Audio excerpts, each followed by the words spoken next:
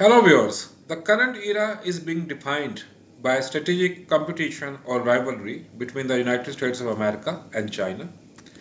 And this rivalry will for sure get intensified during the second term of President Donald Trump. So in this video, we will explain to you why Taiwan is the most explosive issue between China and the United States. Taiwan is a self-governing island located about 100 miles off southeast coast of mainland China, as you can see on the screen. The narrow water channel called Taiwan Strait separates Taiwan from mainland China. Now we come to the One China principle, which defines China's relationship with Taiwan. It states that Taiwan is an inalienable part of China, which must return to the motherland. Now, in order to appreciate the One China principle, we need to look into the Taiwan issue. In 1895, after Sino-Japanese War, in which China was defeated, China ceded Taiwan to Japan. During World War II, Taiwan was a major staging area for Japan's invasion of Southeast Asia, thus bringing out the strategic importance of Taiwan. Taiwan returned to China in 1945 after Japan's defeat in the war. At that time, China was ruled by the nationalists. In 1949, the communists, under the leadership of Mao Zedong, defeated nationalists and set up People's Republic of China, or PRC. The nationalists, led by Chiang Kai-shek, took refuge in Taiwan with US assistance. When the Korean War started in 1950, US, to weaken People's Republic of China, which was supporting North Korea, stationed its 7th Fleet between Taiwan and the mainland. And during the war, US increased its military and economic assistance to Taiwan. US saw Taiwan as a necessary part of a line of strategic bases, just as Japan had seen Taiwan during the Second World War. In 1954, US and Taiwan signed a defense treaty which made Washington the guardian of Taiwan's security. US support also ensured that until 1970, China was represented at the UN by Taiwan rather than by the PRC.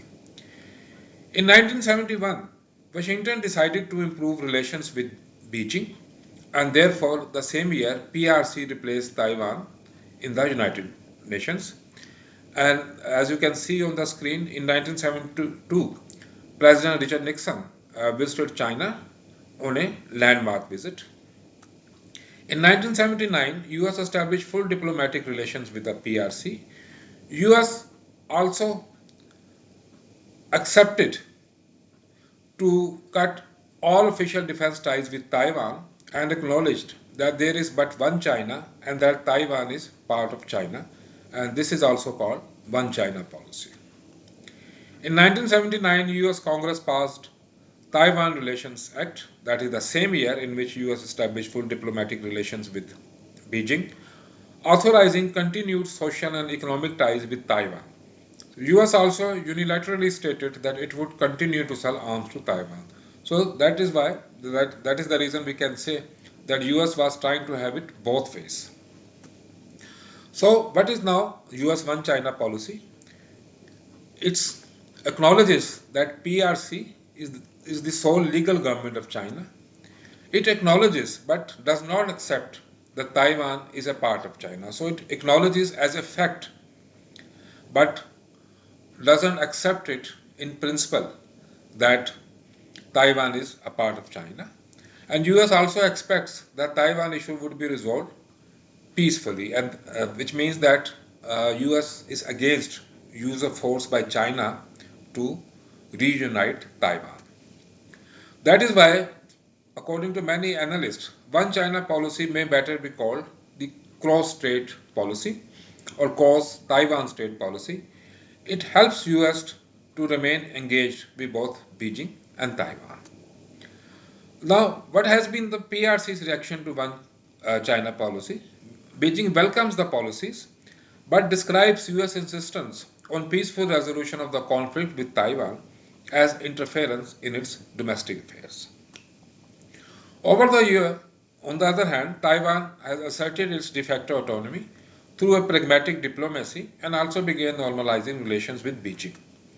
China-Taiwan Economic Cooperation Framework Agreement was signed in 2010 as a sign of increasing economic ties between the People's Republic of China and Taiwan. So last year, the bilateral trade between China and Taiwan was $264 billion. China is the largest trading partner of Taiwan and the largest market for Taiwan's exports. So this shows that despite all the political tensions, China and Taiwan are engaged in normal trade and economic relations. So now we will look into the strategic importance of Taiwan.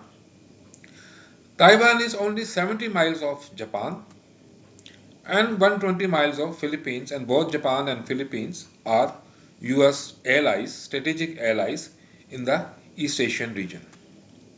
Taiwan is located in Indo-Pacific, which is one of the most important regions in the world and which has a network of US allies and partners like Japan, South Korea, Taiwan itself, and the Philippines. Now, if Taiwan remains autonomous, Chinese military will struggle to project power far beyond China's shores. However, if China controls Taiwan and bases its military assets on the island, it can limit US ability to defend its Asian allies. Therefore, status quo in Taiwan Strait, that is Taiwan remaining autonomous, will enable the US to maintain balance of power in the region. The US allies believe that Washington will protect them against Chinese aggression if it happens. And America believes its ability to keep Taiwan from being forcibly taken by China is crucial for it to retain the trust of its allies. So it's a mind game. If US can protect Taiwan, then the allies will feel increasingly secure from China. Indo-Pacific is also economically the most vibrant region in the world. Taiwanese companies manufacture 70% of the world's semiconductors and 90% of the most advanced chips. And as we all know, chips and semiconductors are among the most important products in the modern day world. Therefore, Taiwan is crucial for the United States to win the ongoing tech war over China. I trust you like this video. If that is the case, you are requested to kindly subscribe to my channel Wisdom of Life. Thanks for your time.